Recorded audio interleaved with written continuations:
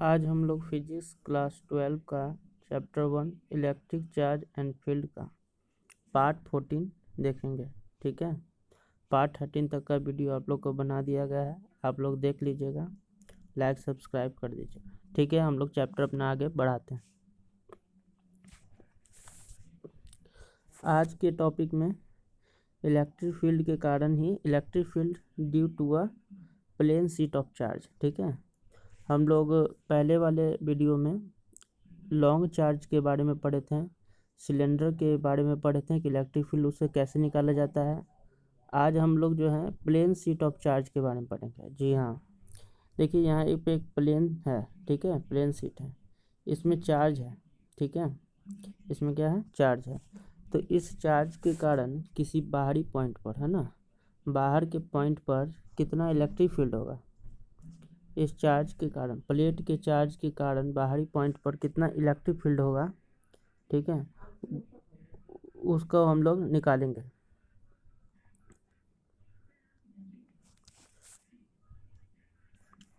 देखिए, तो पहले नियम क्या है, पहला नियम तो यही है कि एक प्लेन थीन शीट ले लेना है। ठीक है, प्लेन शीट ले लिए हैं, उसमें एक बताए थे कि आप लोग को इलेक्ट्रिक फील्ड निकालने के लिए गॉस लॉ लगाना पड़ेगा। गॉस लॉ निकालने के लिए गॉसियन सरफेस बनाना पड़ता है। तो इसका भी एक गॉसियन सरफेस बनाएंगे। इसका गॉसियन सरफेस क्या होगा, सिलेंडर होगा। ठीक है, इसका गॉसियन सरफेस क्या हो जाएगा, सिलेंडर हो जाएगा।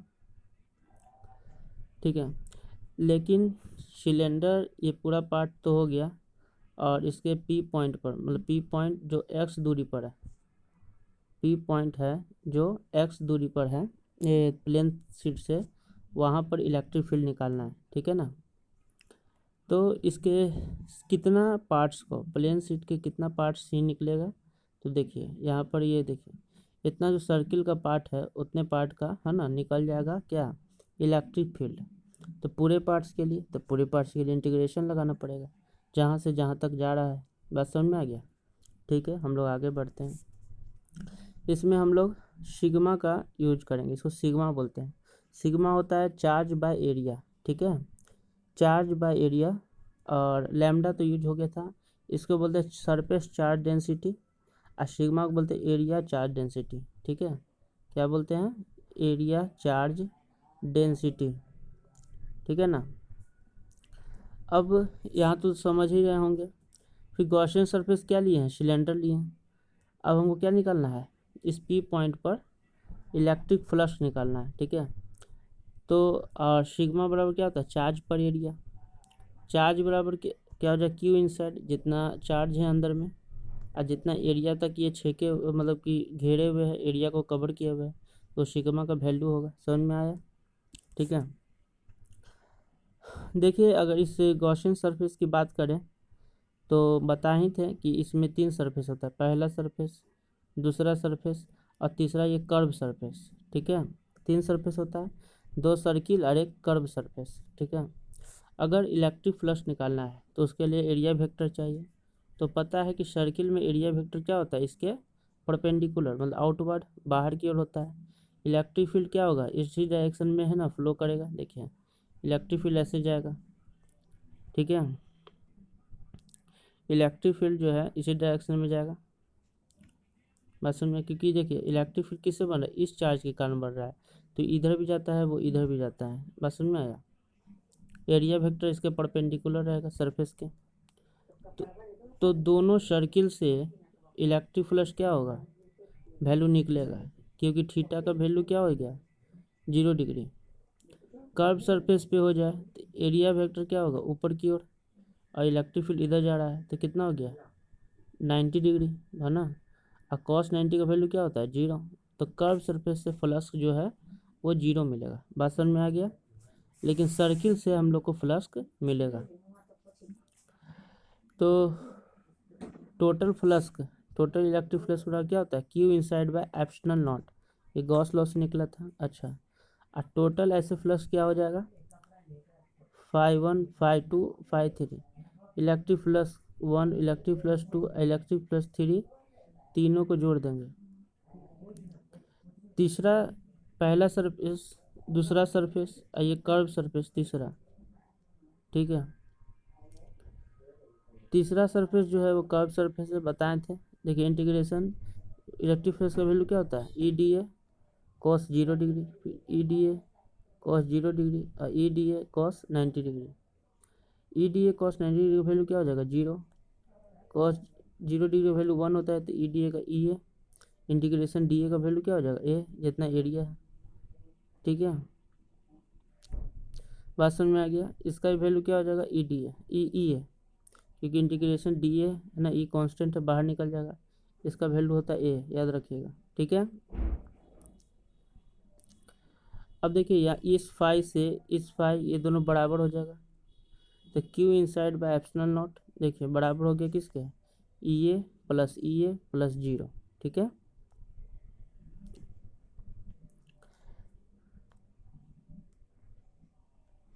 ठीक है, q inside by epsilon naught, e a plus e a क्या हो जाएगा, 2 ई ए। ठीक है, अब देखिए अभी बताए थे कि सिग्मा बराबर क्या होता है, क्यू इनसाइड बाय ए। ठीक है, क्यू इनसाइड बाय ए होता है, तो क्यू इनसाइड बराबर क्या होगा, सिग्मा इंटू ए।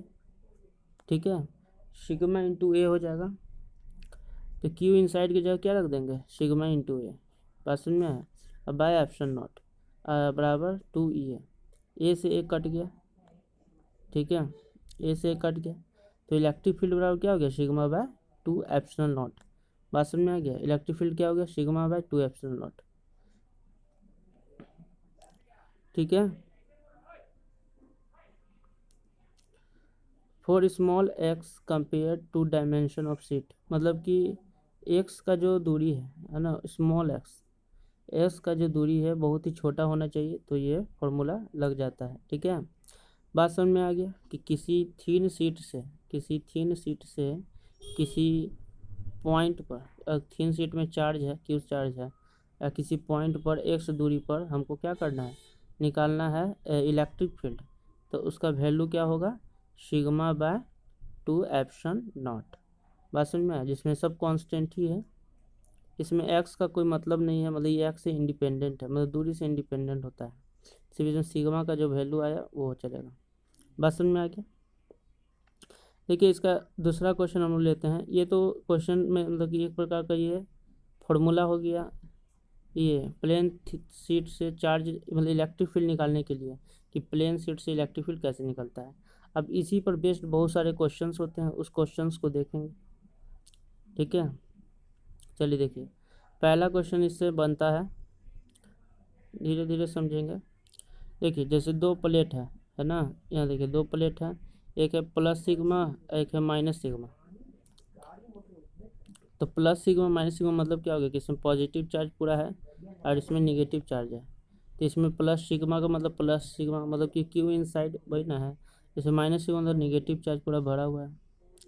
तो ये पहला सीट हो गया, ये दूसरा सीट हो गया। इन्फिनिटी प्लेट है, प्लेट इन्फिनिटी है। इसमें देखिए क्वेश्चन में क्या 3 पॉइंट दिया हुआ है ना, एक ए बी सी 3 पॉइंट दिया हुआ है। अब हमको निकालना है क्या, इलेक्ट्रिक फील्ड निकालना है। देखिए क्वेश्चन में find resultant field at A B and C, A B और सी पर दोनों पॉइंट्स के इफेक्ट के कारण जो रिजल्टेंट फील्ड आएगा ए बी सी पर, उसका आपको वैल्यू निकालना है। देखिए दो प्लेट है, ठीक है। अब यहाँ सॉल्यूशन करते हैं कैसे बनेगा। दो प्लेट है, अब पहले हम पॉइंट्स के बारे में बात करते हैं, ए पॉइंट, बी पॉइंट और सी पॉइंट। ठीक है, बी पॉइंट पर जाते हैं तो क्या है कि निगेटिव चार्ज के कारण बी पर क्या होगा, निगेटिव चार्ज के कारण बी पर इनवर्ड डायरेक्शन में इलेक्ट्रिक फील्ड आएगा। ओके सही है, क्योंकि निगेटिव चार्ज जो है इनवर्ड डायरेक्शन में इलेक्ट्रिक फील्ड आता है। ठीक है, तो दूसरा प्लेट के कारण आ गया, देखिए E2 लिखा हुआ है, तो E2 इस डायरेक्शन में गया। ओके सही है, पहला प्लेट के कारण इस पॉइंट पर इलेक्ट्रिक फील्ड क्या आएगा, इस डायरेक्शन में आएगा, क्योंकि वो पॉजिटिव है, पॉजिटिव आउटवर्ड निकालता है। तो देखिए क्या हुआ कि यहाँ पर देखिए अपोजिट डायरेक्शन हो गया, E2 और E1 का क्या हो गया, अपोजिट डायरेक्शन हो गया, तो दोनों क्या हो जाएगा, कैंसिल हो जाएगा, क्योंकि दोनों का वैल्यू तो सिग्मा सेम है। तो इलेक्ट्रिक फील्ड सेम होगा तो कैंसिल हो जाएगा। तो यहाँ पर जो रिजल्टेंट इलेक्ट्रिक फील्ड आएगा वो क्या आएगा, 0 आ जाएगा। बात समझ में आ गया बी पॉइंट का। सी पॉइंट का देखते हैं। देखिए सी पॉइंट में क्या है, ये प्लेट 1 है, ये प्लेट 2 है, ठीक है। प्लेट 2 निगेटिव है तो प्लेट 2 क्या करेगा, ये अपनी ओर आकर्षित करेगा, मतलब अट्रैक्ट करेगा। प्लेट 1 क्या करेगा, तो प्लेट 1 जो है प्लस चार्ज है तो ये अपने से दूर ले जाएगा, ठीक है। तो यहाँ भी क्या हो जाता है, ये जो इलेक्ट्रिक फील्ड दोनों बनता है वो एक दूसरे के अपोजिट डायरेक्शन में बनता है। अपोजिट डायरेक्शन में क्या होता है, माइनस होता है। तो वैल्यू अगर सेम है, मतलब E1 और E2 का वैल्यू सेम है, देखिए सिग्मा बाई 2 E0 दोनों का वैल्यू मिलेगा E1 E2 का वैल्यू, क्योंकि चार्ज प्लेट ना है ना, सेम रहेगा सिग्मा बाई E0। तो यहाँ पर भी रिजल्टेंट इलेक्ट्रिक फील्ड क्या हो जाएगा, 0। अब पॉइंट हम ए पर आ जाते हैं, ए पर इलेक्ट्रिक फील्ड क्या होगा। देखिए पॉजिटिव के कारण ये दूर जाएगा, निगेटिव के कारण ये पास आएगा, मतलब देखिए दोनों का डायरेक्शन क्या हो गया, सेम हो गया, दोनों का डायरेक्शन क्या हो गया, सेम हो गया। तो पता है हमको कि वेक्टर में कि अगर दोनों का डायरेक्शन सेम हो जाए तो इलेक्ट्रिक फील्ड जुड़ जाता है। तो ए पॉइंट पर रिजल्टेंट निकालेंगे तो देखिए इलेक्ट्रिक फील्ड रिजल्टेंट बराबर E1 प्लस E2, बात समझ में आया। अच्छा देखिए चार्ज प्लेट के कारण, ठीक है, इस पॉइंट पर जो वैल्यू होगा वो पहले निकाल चुके हैं ना, थिन शीट प्लेट के कारण कितना, सिग्मा बाई 2 E0। अब वो पॉइंट कितना दूर है प्लेट से वो डिपेंड नहीं करता है, उस पर डिपेंड नहीं करता है, तो सिग्मा बाई 2 E0, बात समझ में आया, ठीक है। दोनों इलेक्ट्रिक फील्ड जुड़ जाएगा, sigma by 2 E0 sigma by 2 E0 plus करेंगे तो क्या होगा, sigma plus sigma by 2 E0 2 sigma by 2 E0, तो कितना सिग्मा बाय एप्सिलॉन नॉट। तो यही आ गया रिजल्टेंट इलेक्ट्रिक फील्ड ए पॉइंट पे क्या हो गया, सिग्मा बाय एप्सिलॉन नॉट। देखिए अगर डायग्राम चाहते हैं कि ए पॉइंट पर इलेक्ट्रिक फील्ड का डायग्राम क्या होगा, तो देखिए यहाँ पर इलेक्ट्रिक फील्ड का डायग्राम है ए पॉइंट पर, प्लस सिग्मा और ये हो जाएगा माइनस सिग्मा, ठीक है। और इसका इलेक्ट्रिक फील्ड ऐसे बनेगा, देखिए इस तरह से डायरेक्शन देखिए दिया हुआ है, ऐसे इस तरह से बनेगा, ऐसे भी पॉजिटिव से निकलता है नेगेटिव की ओर जाता है, देखिए ऐसे बीच में डायरेक्शन बनेगा। लेकिन ये कंडीशन कब होगा, जब डी वेरी स्मॉल, डी बहुत ही छोटा होगा।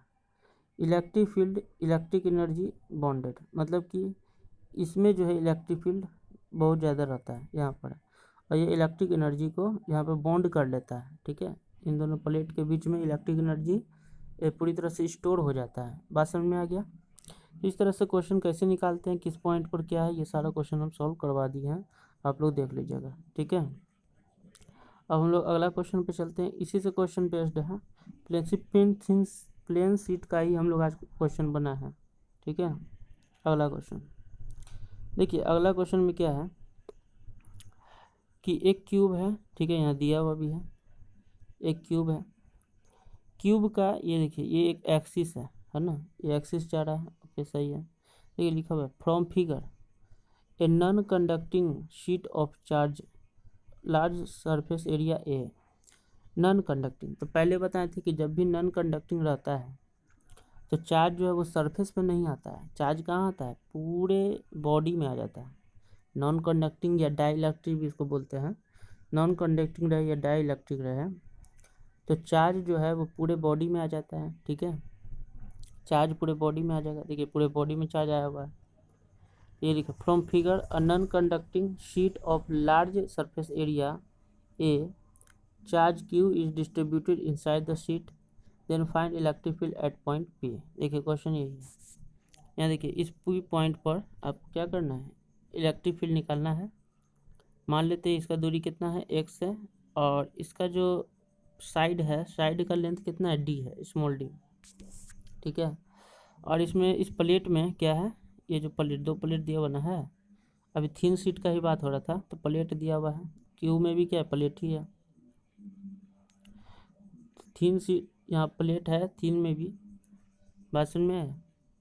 तो ये एक्सिस से एक्स पॉइंट पर हमको क्या करना है, इलेक्ट्रिक फील्ड निकालना है, ठीक है। अब हम लोग सॉल्यूशन देखते हैं कैसे निकालेंगे। देखिए इसमें जो है पहले हम लोग इसका क्या कर लेते हैं, इन साइड देख लेंगे, है ना, हमको तो इलेक्ट्रिक फील्ड चाहिए पी पॉइंट पर, तो पी पॉइंट पर चाहिए तो इन साइड और आउट साइड दो तरह का बनेगा, तो हम अपने से क्वेश्चन बना लिए हैं। तो पहले देखिए लिखा हुआ है एट इनसाइड, इनसाइड पे देखते हैं। देखिए दो चार्ज प्लेट था, है ना, और है दो प्लेट के बीच में ना पॉजिटिव पॉजिटिव पूरा डिस्ट्रीब्यूट है, बस में एक्सिस ये दिया हुआ है, यहाँ से पी पॉइंट पर है। तो सबसे पहले हमको क्या करना है, हमको करना है कि हमको इलेक्ट्रिक फील्ड निकालना है। तो उसके लिए शुरू से बना रहे हैं, एक गॉसियन सरफेस बनाना पड़ेगा, गॉस लॉ लगाना पड़ेगा। चूँकि ये 3D है तो इसमें कौन सा लगेगा बोलिए, वॉल्यूम चार्ज डेंसिटी, मतलब charge by volume, volume charge density को रो से दिखाते हैं, ठीक है, वॉल्यूम चार्ज डेंसिटी, ठीक है, बात समझ में आ गया। तो देखिए इसका जो अभी बताया, देखिए थीन शीट का यहाँ पर क्या बनेगा, एक गॉसियन सरफेस सिलेंडर बनेगा, गॉसियन सरफेस क्या बनेगा, सिलेंडर। देखिए इसी इन साइड मतलब पी पॉइंट पर निकालना है, बस में सिमेट्री बना हुआ है, यहाँ पे वही दूरी है जो यहाँ पे दूरी है, और सब में इलेक्ट्रिक फील्ड सेम जा रहा है। तो पता है कि सर्किल से क्या बनेगा, इलेक्ट्रिक फ्लक्स मिलेगा। ये पहला मान लिए, ये दूसरा मान लिए, इसका कर्व सरफेस को तीसरा मान लिए, ठीक है।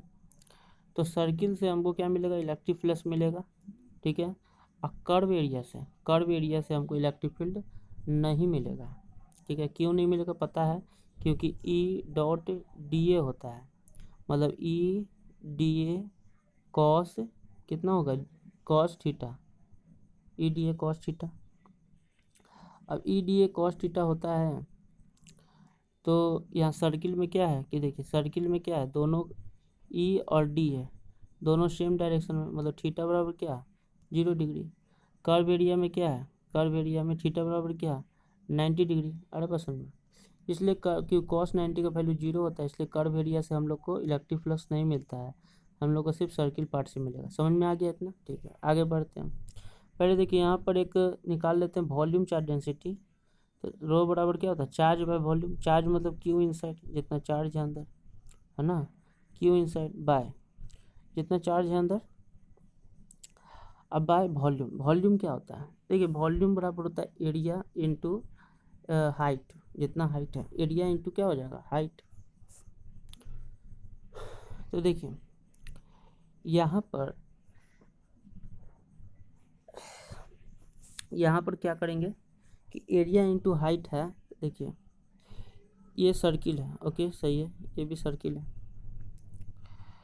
अब हमको चाहिए क्या है, एरिया इंटू हाइट, वॉल्यूम। तो वॉल्यूम तो पूरा हो गया ना, तो यहाँ पर ये एक्स दूरी है तो ये भी एक्स दूरी होगा, एक्स एक्स कितना हो जाएगा 2x, लेंथ कितना हो गया 2x, एरिया क्या हो गया एक ए, तो ए इंटू 2x।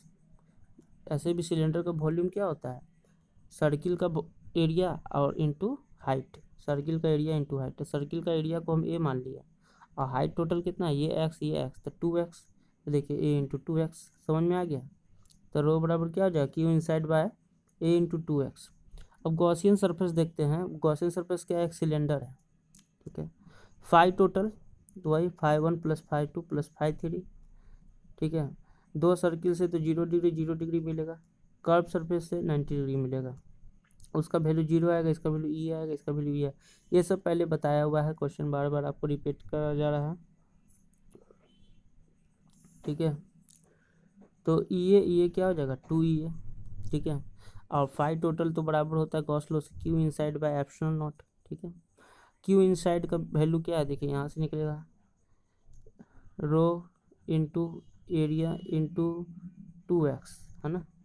क्यू इनसाइड का वैल्यू यही ना होगा, देखिए क्यू इनसाइड का वैल्यू दिया rho into area into 2x by epsilon naught बराबर 2 है। ए से ए कट गया, 2 से 2 कट गया, तो क्या आ गया, ई इनसाइड कितना आ गया, rho x by epsilon naught, rho x by epsilon not.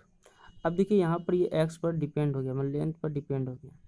तो देखिए रो जो होता है वो कांस्टेंट रहता है, एप्सिलॉन नॉट भी कांस्टेंट रहता है, एक्स वेरिएबल है, तो इसलिए यहाँ पर जो इलेक्ट्रिक फील्ड इन साइड में मिलेगा वो क्या रहेगा, एक्स के प्रोपोर्शनल होगा। मतलब कि जैसे जैसे एक्सिस से दूरी बढ़ता जाएगा, इलेक्ट्रिक फील्ड का वैल्यू क्या हो जाएगा, बढ़ता जाएगा। बात समझ में आ गया।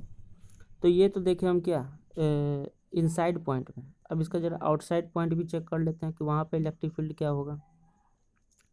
देखिए at outside point, outside point भी सेम है, बस इस सरफेस के बाहर में एक पॉइंट ले लेंगे एक्सिस से पी पॉइंट पर, ठीक है। तो इसमें भी क्या करेंगे, गॉसियन सरफेस बनाना पड़ेगा। सेम वही प्रोसेस है, गॉसियन सरफेस बनाना है, क्योंकि इससे हमको एरिया निकलेगा। देखिए इससे है ना, यहीं से ना हमको सरफेस निकलेगा फ्लक्स, ठीक है, प्लस तो उसी से निकलना है हमको। वही सब सेम चीज़ है कि रो बराबर होगा चार्ज बाय वॉल्यूम। तो रो बराबर होगा चार्ज कितना है, क्यू इनसाइड बाय वॉल्यूम कितना, ए इंटू डी। क्योंकि देखिए यहाँ से यहाँ तक की दूरी कितना मानते, डी है ना, एरिया इंटू डी, सिलेंडर का तो वही वॉल्यूम होता है। आए बात समझ में। तो ए इंटू डी हो जाएगा, क्यू इनसाइड बराबर कितना हो जाएगा, रो ए इंटू डी। बात समझ में आ गया, ठीक है। वही सेम प्रोसेस है, फाइव टोटल बराबर 5 1 प्लस 5 2 प्लस 5 3, पहला दूसरा और कर्व सरफेस तीसरा, ठीक है, वही ले लेना है।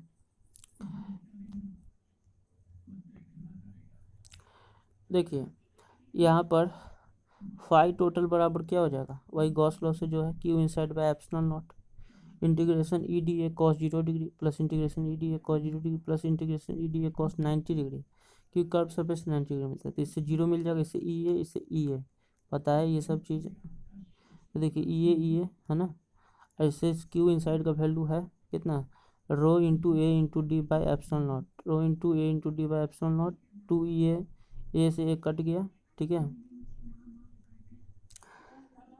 तो इलेक्ट्रिक फील्ड बराबर क्या हो जाएगा, rho D bye 2 epsilon not, मतलब आउटसाइड पॉइंट पर ये हमको ये इलेक्ट्रिक फील्ड का वैल्यू मिला। इसमें कुछ दिखा रहा है, इसमें दिखा रहा ये है कि इसमें जो है वो ये कांस्टेंट है, मतलब कि ये जो है एक्स पर डिपेंड नहीं कर रहा है ना। ये तो डी है, तो डी तो इसका लेंथ है ना, तो कांस्टेंट रहेगा। एप्स मतलब रो भी कांस्टेंट रहेगा, एप्सिलॉन नॉट भी कांस्टेंट रहेगा। इसलिए ये आउटवर्ड डायरेक्शन में जो मिला है, देखो यहाँ लिखा आउट कांस्टेंट है ना, मतलब ई आउटवर्ड पॉइंट पर ई डी एक्सिस से पॉइंट कितना दूरी पर है वो डिपेंड नहीं करेगा, ये कांस्टेंट ही रहेगा, चाहे खाली डी पर वैल्यू पर डिपेंड करेगा। डी जितना बड़ा होगा इलेक्ट्रिक फील्ड उतना बड़ा होगा। आए बसन में। तो आज हम लोग सिर्फ देखे हैं क्या कि थीन शीट में अगर जब चार्ज होता है तो उसके एक्स पॉइंट पर कितना इलेक्ट्रिक फील्ड आता है, और उससे जुड़े हुए उससे रिलेटेड क्वेश्चंस जो इम्पोर्टेंट है न्यूमेरिकल के व्यू से भी और कंसेप्ट के व्यू से भी। आए बात समझ में। तो ठीक है, हम लोग थीन शीट से तो चार्ज पार्टिकल्स देख लिए, चार्ज देख लिए कि किस पॉइंट पर आउटसाइड इनसाइड क्या होता है। फिर अगले वीडियो में हम लोग स्फीयर से देखेंगे, ठीक है, सिलेंडर से तो देख लिया है, स्फीयर से देखेंगे कि outside inside hollow sphere solid sphere में क्या क्या होता है, ठीक है। तो आज के लिए इतना ही, समझ में आ गया, ओके।